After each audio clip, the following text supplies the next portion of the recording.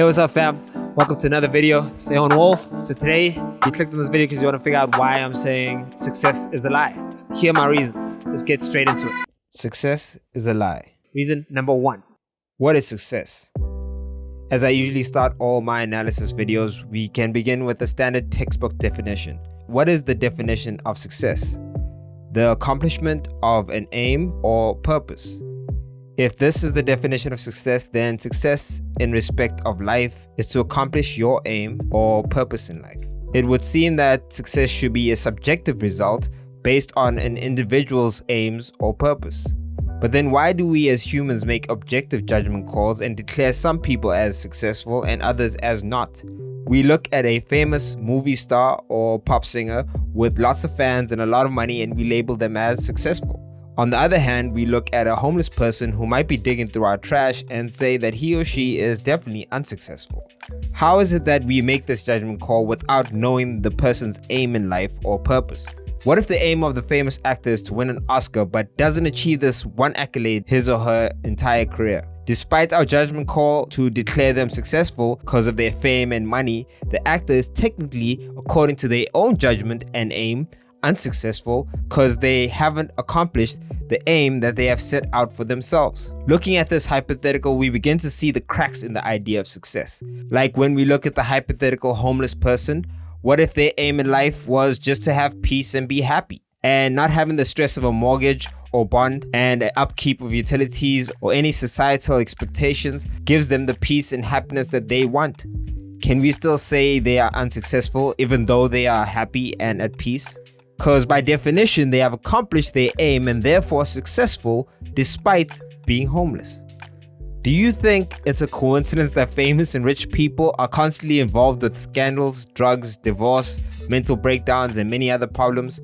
I'm not saying homeless people don't have these problems, but I'm saying that these problems and issues are not exclusive to the poor and not famous. So why do we choose to boldly say one is successful and the other isn't? Hence why I say that success, or at least how we apply it in society, is a lie.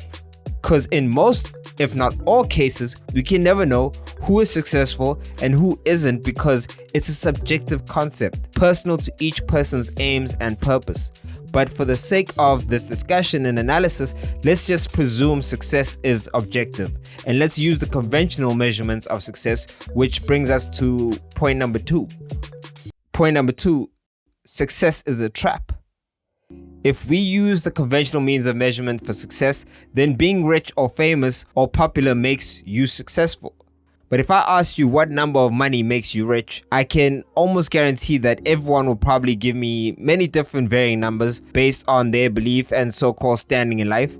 As we in the hip-hop community say, you can be hood rich, rich, or wealthy, which are all different degrees of rich. Some say they would be happy if they were just hood rich. Some say they would be happy if they were rich. Some say they would only be satisfied if they were wealthy and not rich. Whatever you use to describe these different degrees of being rich, I can guarantee that no one can give definitive numbers that will place you into the suitable categories. The same applies to fame. What's the number of fans you were supposed to have to be considered as famous? Again, I'm sure everyone would give different numbers. The list goes on with everything. As much as we might think we know what rich or famous is, there will always be someone with a number higher than yours. This is the reason why I say it's a societal trap. Because if your goal or success is to be rich or famous, then there will always be someone or some part of society telling you that you need more to achieve that goal. You will also become fearful with any decline in your numbers because the decline takes you further away from your goal or aim. There's also another side to this, and that's for someone to be rich, there has to be someone who's poor. And for someone to be famous, there has to be someone who is a fan. And by us putting the title of successful only on those who achieve the one end and not the other, creates what we have in society today. A lot of desperate and unhappy people fighting for money, attention, and approval. And in a world with finite resources, this is unsustainable and unachievable. Hence why we live in a world with so much conflict. Bob Marley best explains my point in one of my favorite quotes. Money is numbers, and numbers never end. If it takes money to be happy, your search for happiness will never end. Now, let that sink in. Let that truly sink in. Point number 3. Life is not a competition. This conventional model of success breeds what we have in today's society, a culture of competition. As I discussed in a previous video of how being a loser lets me win, humans are societal beings and have developed a pack mentality. This need to belong in society makes people follow what the majority is doing without questioning it. This further enforces what is called status anxiety, in which people become anxious in their social standing.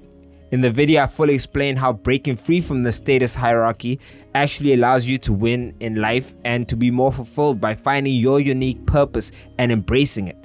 I further clarify how wanting to be accepted or approved by society leads us to ignoring our own personal, unique needs and purpose. We rather seek things that society validates as cool or aspirational and ignore, or even worse, have no idea what actually makes us truly happy, thus forcing ourselves to fit into society's expectations against what we need or want. Which brings me to the next point. Point number 4. Happiness and life is sacrificed for success.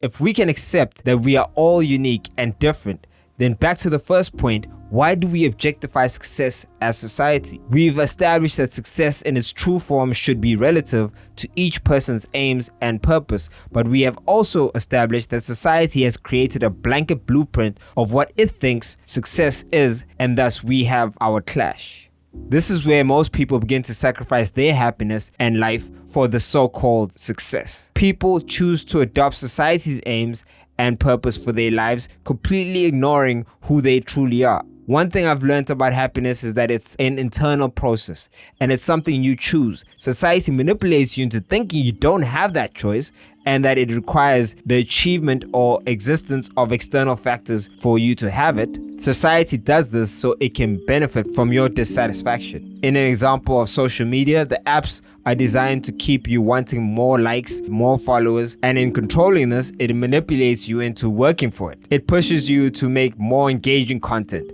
by using filters, pulling stunts, creating drama, whatever it takes to get the people going. And in return, it satisfies your need for that dopamine hit with a like or a follow or a comment as a treat for keeping eyeballs on the platform a little longer. It made you an addict for this dopamine fix and now has you as a slave desperate to keep that rush going and contorting yourself to whatever it considers engaging, or should I rather say profitable.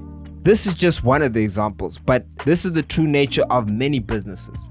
They dangle this carrot of money, power, or social standing in front of your face and make you break your back to keep the machine going. I say just stop and question, do you even really like carrots? Or is that carrot in front of you even good for you? What if you're allergic to the carrot and it's actually killing you slowly? And maybe you actually love apples a lot more than carrots. But because you've been given the societal blinders that only allow you to focus on the carrot put in front of you, you've never bothered to try the apples that were right by your feet the entire time.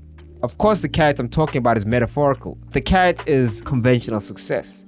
It's the money, the power, the fame, the admiration, etc., etc. See, we all have apples at our feet that we trample on and ignore because society doesn't praise or revere them. Apples that can make us happy and bring joy to us if we had to just try them and appreciate them. The apple is also obviously a metaphor. The apple for you could be sewing, could be yoga, could be dancing, could be reading, could be your health. It could be even just taking walks outside. These things could be the keys to your unique happiness, but you too busy focused on that carrot of wanting to be rich or famous or loved or many of these conventional successes that you do not see or appreciate that apple. So focus on this carrot that you are trampling on the things you already have that can make you happy now. You ignore your health, you ignore your unconventional hobbies and interests, you ignore your natural skills in things that might not make you rich or famous, but just generally make you happy. Don't sacrifice these things, cause if you haven't figured it out by now, I repeat, conventional success is a lie. Choose your happiness, because success is what you make it. So make it your aim to be happy. And that's achieved by choosing to know yourself away from the shaping and pressure of society. Let your purpose serve you and the world in a way that it needs, and not wants, but needs. And you will find your fulfillment. Point number 5, and the final point. Don't seek to overcome. The battle is won. Enjoy, appreciate, and just be responsible. In the Bible, it says the last words Jesus said before he died on the cross was, "It is finished." I take these words to heart. The battle is already won. Then why are we still fighting? Humans are the only creatures that desire more than what is presented to them in their environment. We find physical, spiritual, or philosophical reasoning for wanting or doing more. We even worry ourselves to death literally about what comes after death. We tend to lack an appreciation of the fact that we are alive in the first place, and ignore the many successes and blessings that have had to take place to achieve just that. We are all blessed with life, and if we worry about the things we don't have or could have more of, how will that add a single day to our lives? How does it make it better? It only creates more pain and suffering in chasing after those things, which, by the way, will still not satisfy you, but you think they will. So I say, just let go and be free. Don't worry or be anxious. Act reasonably and appreciate what you have and where you're at, and begin to enjoy that and make that work for you, because you won't find the answers on the other side. Even the people on the other side are still looking. The answers are in you the entire time. And once you find your happiness, your aim, your purpose, you will find your peace. You will see how at peace you will become. Because if you're not at peace with yourself and your environment, that is a good indicator you have not found your true happiness and purpose, and probably are still being duped by another cheap knockoff of true success, and have bought into the lie of that success.